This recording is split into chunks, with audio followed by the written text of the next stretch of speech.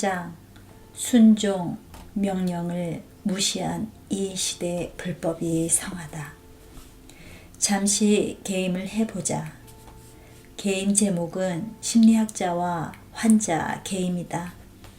당신은 침상에 눈 환자고 나는 옆에 앉아있는 심리학자다. 내가 단어를 하나 제시하면 마음에 처음으로 떠오르는 것을 말해야 한다. 준비됐는가? 죄. 무엇이 떠오르는가? 전 세계 수많은 신자들과 지도자들과 나눈 대화를 토대로 당신이 무엇을 떠올렸는지 짐작할 수 있다. 간음, 간통, 변태, 기타 다른 형태의 성적 비행이 생각났을 것이다. 그 사람은 죄에 빠졌어요. 그런 안타까운 말을 자주 듣는다. 대개 지도자의 성적인 타락을 일컫는 말이다. 그런 말을 들으면 나는 무슨 말인지 즉각 알 수 있다. 죄라는 단어를 생각할 때 성적으로 짓는 죄를 가장 많이 떠올리는 것 같다. 술 취함이나 약물 중독을 떠올렸을 수도 있다. 신자들이 정말로 중대한 죄라 여기는 항목이기 때문이다. 더러는 도박, 살인, 절도, 주술을 떠올렸을 수도 있다. 가능성은 적지만 미움, 다툼, 질투, 용서하지 않는 것을 죄의 범주에 넣었을 수도 있다. 이 외에도 저마다 아주 다양할 것이고 목록은 상당히 길어지리라. 잃어버린 핵심 정의. 여기까지 생각한 뒤 이 말을 하고 싶다. 아담은 에덴 동산에서 낯선 여자와 잠자리를 하지도 않았고 마약을 하지도 않았다. 그러나 아담의 죄는 모든 피조 세계를 포로와 속박 상태에 들어가게 할 만큼 심각했다. 죄를 정의할 때 아담의 상황을 생각해야 한다. 인류의 혈관에 아담이 범한 죄의 본질이 흐르기 때문이다. 아담이 도대체 무슨 일을 했기에 인류를 파멸로 몰아넣었는가? 아담이 지은 죄는 하나님 말씀에 순종하지 않은 것이다. 그렇다고 앞에서 말한 것이 죄가 아니라는 말은 아니다. 다만 교회가 죄의 핵심 정의를 비껴갈 때가 많다는 사실을 강조하는 것이다.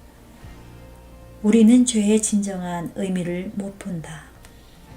죄의 진정한 의미라는 핵심 구리가 없다면 이 장에서 살펴보려는 바와 같이 금방 미혹될 수 있다. 당신은 체온이 38도가 넘고 몸살기가 있고 기침이나 재채기나 구토 증세가 있는 것만 질병이라고 알고 있다고 해보자. 내가 7살 때 누나가 암 진단을 받았는데 당시 내 생각에 병은 그런 거였다. 누나는 병원에 자주 다녔고 두어 주 입원하기도 했다. 엄마는 누나가 많이 아파 라고 하셨지만 누나는 열도 없었고 기침이나 재채기도 하지 않았다. 나는 부모님이 왜 그렇게 걱정하는지 이해를 못했다. 나는 누나가 그저 피곤한 줄 알았다. 누나의 병이 얼마나 심각한지 몰랐다. 내가 알고 경험한 것을 기준으로 생각했기 때문이다. 초등학교 1학년 어느 날 집에서 연락이 와서 조퇴하고 집에 갔다. 거실에 부모님 곁에 목사님이 있는 것을 보고 나서야 사태가 심각하다는 걸 알았다. 곧 누나가 죽었다는 말을 들었다. 누나가 그 정도로 많이 아팠다는 것을 그제 알았다. 그 전까지는 사태를 전혀 파악하지 못했다. 병에 대한 내 정의가 제한되어 있었기 때문이다. 나는 이것저것 자세히 물어봤다. 그러고 나서 건강이 나쁘거나 병에 걸린 사람이 환자라는 것을 알았다. 그렇게 병의 진정한 의미를 알았기 때문에 이제는 예전과 같은 시각으로 병을 판단하지 않는다.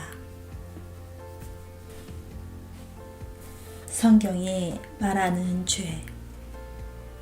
교회에도 그런 사람이 많다. 죄가 무엇인지 모를 때가 많다. 죄가 무엇인지 바로 알려면 성경에 나온 죄의 정의를 봐야 한다. 성경은 죄는 불법이라고 선포한다. 여기에서 불법은 헬라어로 아노미아다. 데이어 헬라어 사전은 아노미아를 법에 무지하거나 법을 어겨 법 없이 존재하는 상태라고 풀이한다. 불법은 하나님의 법이나 권위에 복종하지 않는다는 뜻이다. 바인 사전은 이 구절이 죄라는 단어의 참뜻을 밝힌다고 말한다. 죄를 이렇게 정의하는 것은 죄의 본질적 특성을 하나님의 법이나 뜻을 거부하고 그 자리에 자기 뜻을 놓는 것으로 규정한다고 한다. 예수님의 비유에서 이 정의를 확인할 수 있다. 예수님이 사람들과 식사하실 때 어떤 사람이 이렇게 말했다. 무릇 하나님의 나라에서 떡을 먹는 자는 복되도다. 그 말을 귀에 삼아 주님은 누가 장차 어린 양 혼인잔치에서 음식을 먹을지 말씀하신다. 어떤 사람이 큰 잔치를 베풀고 많은 사람을 청하였더니 잔치할 시각에 그 청하였던 자들에게 종을 보내어 이르되 오소서 모든 것이 준비되었나이다 하매 잔치를 연 사람은 하나님이고 종은 예수님이다. 종이라는 말을 단수로 쓴 것에서 그런 해석을 확증할 수 있다. 성경은 구체적으로 이렇게 말한다. 옛적의 선지자들을 통하여 여러 부분과 여러 모양으로 우리 조상들에게 말씀하신 하나님이 이 모든 날 마지막에는 아들을 통하여 우리에게 말씀하셨으니 예수님은 우리를 위한 든든한 대변자시다. 신약시대인 오늘날 설교하고 가르치고 글 쓰는 사람들은 주님의 대언자로 말하라는 명령을 받은 사람들이다. 주님이 하시는 말씀을 잘 듣고 그대로 정확히 전달해야 하는 사람들이다.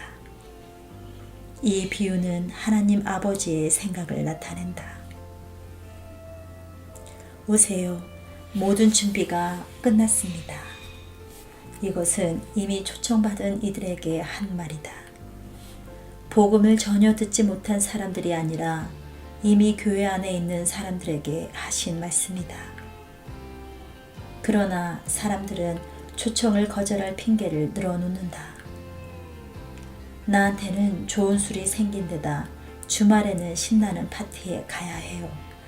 정말 가고 싶은 잔치였는데 초청에 응하지 못해 미안합니다.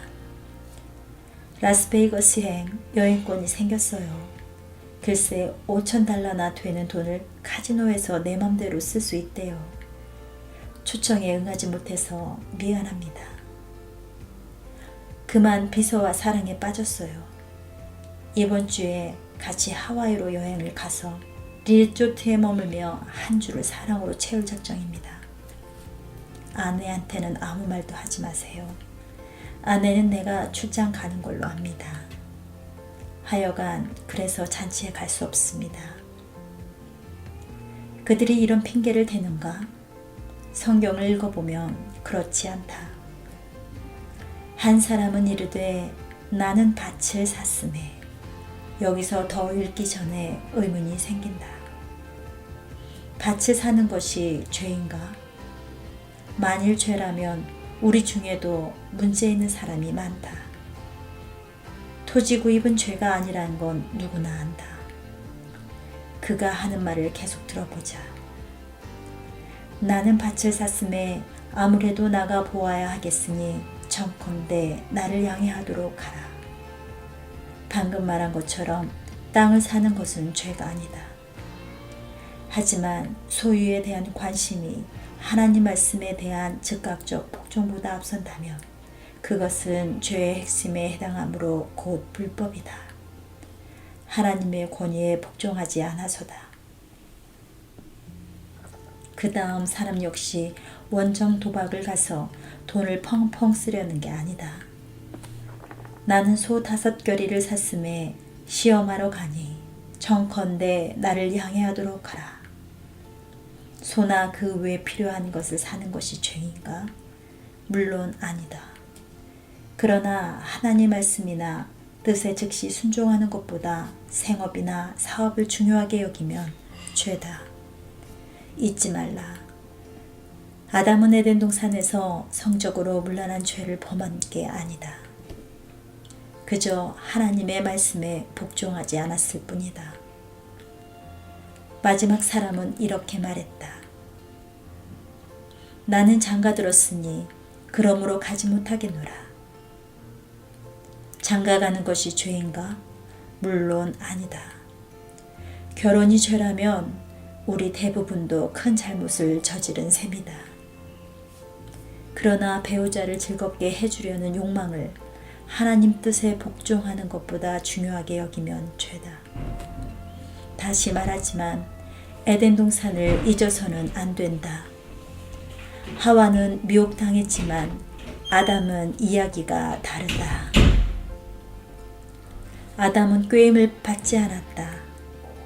아담이 범한 죄의 본질을 성경은 이렇게 말한다. 한 사람이 순종하지 아니하므로 많은 사람이 죄인 된 것 같이 아담은 불순종했다. 이미 열매를 먹은 아내가 남편도 똑같이 먹기를 원했기 때문이다. 아담은 하나님의 권위에 복종하는 쪽보다 아내를 택했다. 그것은 죄다. 아담이 불순종한 결과 많은 사람이 죄인이 되었다. 이것을 많은 사람이 불법에 빠졌거나 하나님의 권위에 불순하게 됐다고 표현할 수도 있다.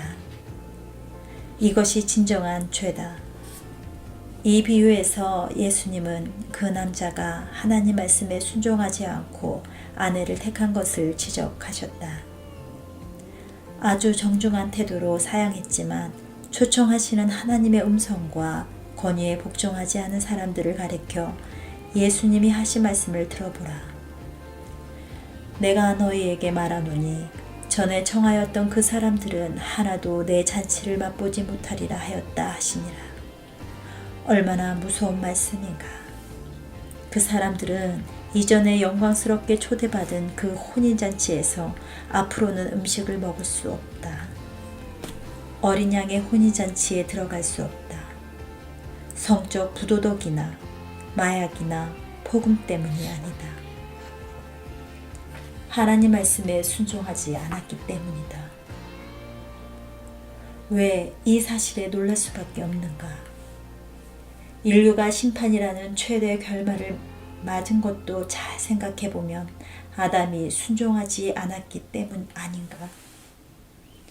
이 비유에서 마약 중독자나 창녀나 포주나 알코올에 중독된 사람이나 살인자나 강도는 전혀 언급하지 않는다는 점이 흥미롭지 않은가? 그런데 정말로 전혀 언급하지 않는가? 아니다. 좀 더 읽어보면 종이 주인에게 사람들의 핑계를 그대로 전한다. 그러자 주인은 종에게 명한다. 길과 산울타리가로 나가서 사람을 강권하여 데려다가 내 집을 채우라.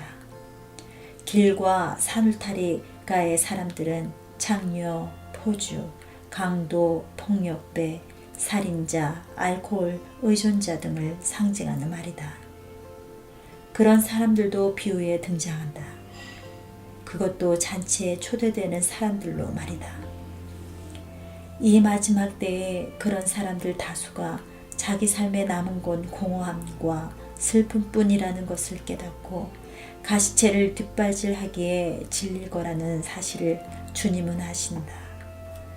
그래서 주님이 청하시면 그들은 즉각 순종으로 반응할 것이다.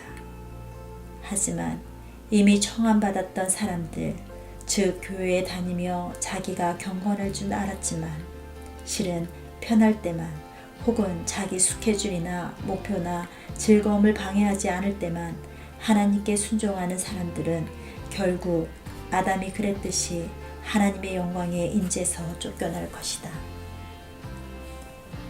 예 하고 가지 않는 사람들. 혼인잔치 비유는 하나님 권위에 불복하는 것이 진정한 죄라고 정의한다. 예수님은 다른 비유에서도 그 점을 분명히 밝히신다. 예수님은 너희 생각에는 어떠하냐? 라는 질문으로 그 비유를 시작하신다. 이 도입 질문으로 그분은 그 말씀을 듣고 있는 겉으로 보기에는 의인들이 그 대답에 담긴 진리를 깊이 보게 하려 하셨다. 예수님은 두 아들을 둔 사람을 예로 드셨다. 아버지가 맏아들에게 예, 오늘 포도원에 가서 일해라 라고 말했다. 그 말에 아들은 예, 가겠습니다 하고 대답했다.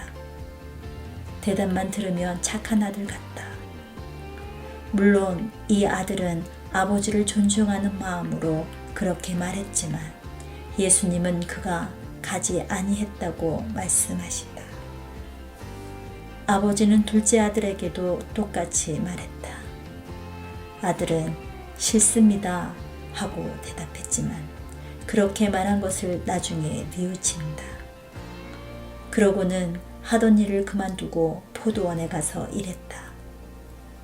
예수님은 중요하면서도 대답이 뻔한 질문을 던지신다. 그 둘 중 누가 아버지 뜻대로 하였느냐? 듣고 있던 사람들은 정답을 말했다. 둘째 아들입니다. 그러자 예수님은 바로 문제의 핵심을 말씀하셨다. 내가 진실로 너희에게 이르노니 세리들과 장녀들이 너희보다 먼저 하나님의 나라에 들어가리라. 모든 부모는 자기 자녀가 예, 가겠습니다 하고 대답하고 실제로도 기쁘게 가기를 바란다. 단순히 명령에 따를 뿐만 아니라 기꺼이 순종하길 바란다. 결국 이 비유를 들어 예수님은 궁극적으로 하나님의 권위에 불순종하는 것이 진정한 죄라는 것을 당시 지도자들에게 알리셨다. 간음, 살인, 절도만 죄가 아니다. 지도자들은 큰 죄에 빠져 있지 않았기에 자부심과 자신감이 있었다. 그러나 그렇게 죄를 제한적으로 정의하다 보니 쉽게 착각에 빠져 그토록 열심히 피했다고 고백한 바로 그 죄를 범했다. 그렇다면 큰 죄는? 성경 전체를 읽어보면 똑같은 메시지를 계속 만날 수 있다. 이렇게 생각할 수도 있다. 그렇다면 거짓말, 술 취함, 간음, 도둑질, 살인은 어떻게 되는가? 그런 것은 죄가 아닌가? 두말할 필요도 없다. 그건 역시 하나님의 권위를 거스르는 것이다. 성경은 우리에게 거짓말을 버리고 각각 그 이웃과 더불어 참된 것을 말하라고 한다. 술에 대해서는 술 취하지 말라고 명하고 간음에 대해서는 음행을 피하라고 경고한다. 도둑질에 대해서는 도둑질 하는 자는 다시 도둑질 하지 말라고 가르친다. 살인에 대해서는 그 형제를 미워하는 자마다 살인하는 자니 살인하는 자마다 영생이 그 속에 거하지 아니하는 것을 너희가 아는 바라라고 한다. 신약 성경은 이런 일들을 행하는 사람은 하나님 나라를 유업으로 받을 수 없다고 강하게 말한다. 그러나 잊지 말아야 할 사실이 있다. 비단 큰 죄라고 명명한 것들만 아니라 어떤 모양이든 죄는 영혼을 멸망시킨다는 사실이다. 다시 심리학자와 환자 개임으로 돌아가자. 이제 환자는 죄가 무엇인지 이해하고 하나님의 권위에 복종하지 않는 것이 죄라고 답할 수 있게 됐다. 죄와 불법의 관계를 깨달은 것이다. 불법이 성하는 오늘날의 기독교. 제자들은 예수님께 마지막 때에 관해 물었다. 예수님은 마지막 때에 일어날 일들을 들려주셨고 당신이 재림하시기 전에 널리 퍼질 시대 상황을 설명하셨다. 그중 이런 말씀이 있다. 불법이 성함으로 많은 사람의 사랑이 식어지리라. 그러나 끝까지 견디는 자는 구원을 얻으리라. 교인들에게 이 말씀이 우리가 사는 사회를 가리키는 것이냐고 물으면 그렇다고 긍정하는 듯 고개를 끄덕인다. 대부분이 이 사회를 죄악된 곳으로 본다. 정확하게 해석한 것이 맞느냐고 의문을 품는 사람은 거의 없다. 그러나 예수님은 사회가 아니라 교회를 가리켜 이 말씀을 하셨다. 여기에는 어떻게 그런 결론을 내렸느냐며 의아해할 사람이 있을 수도 있다. 두 구절에 있는 독특한 단어 두 개에서 예수님이 일반 사회가 아니라 교회에 말씀하시는 것을 알 수 있다. 우선 많은 사람의 사랑이 식어지리라는 핵심 문구를 보자. 여기에서 사랑에 해당하는 헬라어 단어는 아가페이다. 헬라어 전문가 바이는 아가페는 계시의 영이신 성령께서 이전에 알려지지 않는 개념을 표현하기 위해 사용하신 말이라 했다. 예수님의 말씀을 잊지 말라. 새 계명을 너희에게 주노니 서로 사랑하라. 내가 너희를 사랑한 것 같이 너희도 서로 사랑하라. 이 사랑은 인류가 이전에는 모르던 것이요. 이 사랑을 세상에 들어오신 분은 바로 예수님이다. 예수님은 그 사랑을 내가 너희를 사랑한 것 같이 라는 말로 정의하셨다. 바에는 이렇게 말한다. 이 사랑은 전혀 자격 없는 대상들을 향한 완전하신 하나님의 깊고 변함없는 애정과 관심을 가리킨다. 그 사랑은 하나님의 조건 없는 사랑이요. 예수님이 세상은 능히 그를 받지 못한다고 하신 성령으로 우리 마음에 부으신 사랑이다. 본질상 이 사랑은 예수 그리스도를 구주로 영접한 사람에게만 있다. 신약 성경에서 사랑으로 번역한 다른 헬라어 단어도 있다. 그러나 그 단어들은 비신자들에게도 적용할 수 있다. 그중 하나가 필레오다. 바인에 따르면 필레오는 따뜻한 정에 더 가깝다는 면에서 아가페와 다르다. 사람들에게 하나님을 사랑하라고 명할 때 필레오는 한 번도 쓰이지 않았다. 아가페와 달리 이 단어는 신자들에게만 쓰이지는 않았다. 불법이 성함으로 많은 사람의 사랑이 식어지리라 라는 말씀에서 예수님이 사용하신 단어는 필레오가 아니라 아가페다. 그러므로 일반 사회가 아니라 교회에 주신 말씀이다. 그분은 마지막 때에 교회에 불법이 성할 것이라고 말씀하셨다. 이 말씀에 대응하는 구절도 간과해서는 안 된다. 그중 하나가 마태복음에 있다. 나더러 주여 주여 하는 자마다 다 천국에 들어갈 것이 아니요 다만 하늘에 계신 내 아버지의 뜻대로 행하는 자라야 들어가리라. 구원받은 사람에 대한 일반 개념과 정의는 이 말씀 앞에 무너진다. 우리는 영적 기도문을 따라 읽기만 하면 천국이라는 안전지대가 보장된다고 가르치고 믿었다. 그분의 명령을 지키는 부분은 소홀히 하거나 아니면 전혀 강조하지 않았다. 이 사입의 은혜 때문에 많은 사람이 곁길로 빠져 순종을 경시했다.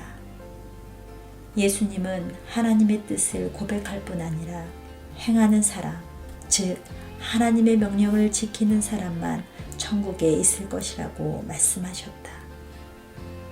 하나님은 참 은혜와 함께 그분이 원하시는 것을 우리가 행할 능력도 주신다. 히브리서 기자가 그것을 잘 표현했다. 은혜를 받자 이로 말미암아 하나님을 기쁘시게 섬길지니. 은혜는 우리에게 하나님을 기쁘시게 섬길 능력을 준다. 그분이 기쁘시도록 섬긴다는 것은 그분 뜻에 따른다는 것이다. 예수님은 이어서 말씀하신다. 그날에 많은 사람이 나더러 이르되 주여 주여 우리가 주의 이름으로 선지자 노릇하며 주의 이름으로 귀신을 쫓아내며 주의 이름으로 많은 권능을 행하지 아니하였나이까 하리니. 이 말씀에서는 몇 사람이 아니라 많은 사람을 언급한다. 앞에서도 많은 사람이라고 말씀하셨다. 많은 사람의 사랑이 식어지리라. 큰 무리가 예수님께 와서 주여 우리가 주의 이름으로 선지자 노릇하며 귀신을 쫓아내고 기적을 행하지 않았습니까? 하고 말할 것이다. 비신자는 예수의 이름으로 귀신을 쫓아낼 수 없다. 따라서 이 말씀도 교회 안에 있는 사람들을 가리켜 하시는 말씀이다. 그때 예수님은 자칭 믿는다는 그리스도인들에게 이렇게 말씀하실 것이다.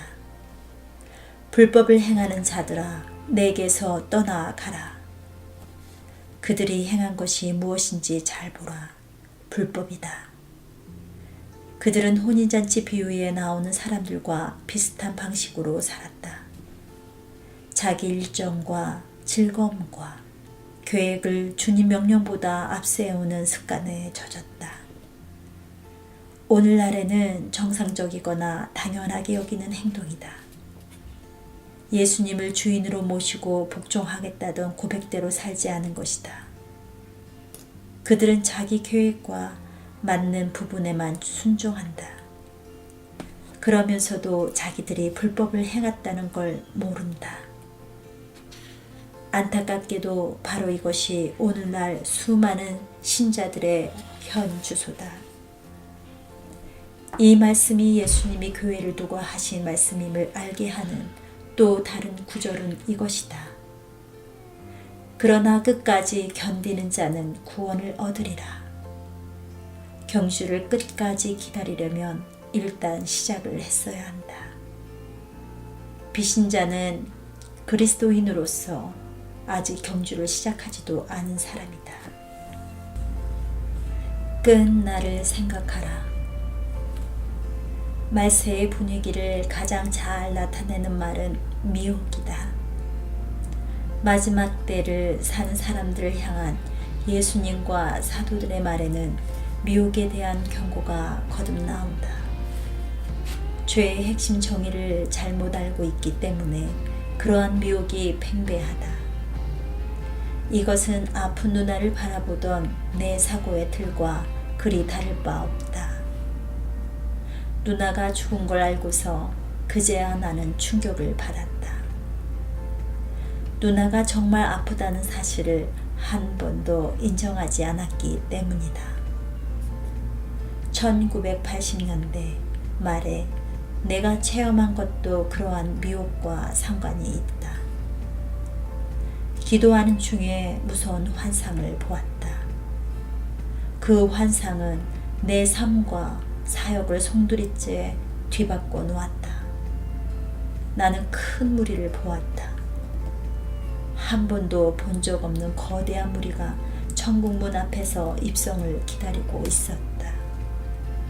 주님이 이런 말씀을 하실 것을 기대하면서 말이다. 내 아버지께 복 받을 자들이여, 나와 창세로부터 너희를 위하여 예비된 나라를 상속받으라. 그러나 정작 그들은 불법을 행하는 자들아 내게서 떠나가라는 말씀을 들었다. 그들의 얼굴에는 넋이 나간 듯한 충격과 고통과 공포가 어렸다. 예수님을 주님으로 고백하고 기독교를 믿었기에 당연히 천국에 갈 줄로만 믿었다. 그러나 진정 무엇이 죄인지 몰랐다. 천국을 원하기는 했지만 순종하는 마음으로 하나님 아버지의 뜻을 행할 열정은 없었다. 하나님은 순종하는 삶을 열망하는 자녀들을 찾으신다. 신자들은 살면서 언제나 기쁨으로 그분의 뜻을 행해야 한다. 순종에 따른 성공과 불순종에 따른 고생이 가득한 생을 마감하면서 솔로몬은 모든 시대에 적용할 지혜의 말을 남겼다. 이래 결국을 다 들었으니 하나님을 경외하고 그의 명령들을 지킬지어다. 이것이 모든 사람의 본분이니라. 마태복음 7장 23절은 이렇다. 그때에 내가 그들에게 밝히 말하되 내가 너희를 도무지 알지 못하니 불법을 행하는 자들아 내게서 떠나가라 하리라. 예수님이 내가 너희를 도무지 알지 못하니 라고 말씀하셨으니 이 구절을 신자들에게 적용할 수 없다며 이의를 제기할 수 있다. 그러나 잊지 말라. 비신자들은 애초에 예수님의 이름으로 귀신을 쫓아낼 수 없다. 내가 너희를 도무지 알지 못하니 라고 하신 말씀에서 안다는 말로 번역한 헬라어 단어는 기노스코다. 이 단어는 신약 성경에서 남녀의 성관계를 표현할 때 사용한 말로 친밀함을 나타내는 말이다. 예수님은 사실상 내가 너희를 도무지 친밀하게 알지 못한다고 말씀하신 것이다. 고린도전서 8장 3절에는 이런 말씀이 있다. 또 누구든지 하나님을 사랑하면 그 사람은 하나님도 알아주시느니라. 여기에서 안다로 번역한 말도 기누스코다. 하나님은 그분을 사랑하는 사람을 친밀하게 아신다. 하나님을 사랑하는 사람은 그분 말씀에 따름으로 그분 권위에 복종하는 사람이다. 예수님은 말씀하셨다. 나를 사랑하지 아니하는 자는 내 말을 지키지 아니하나니.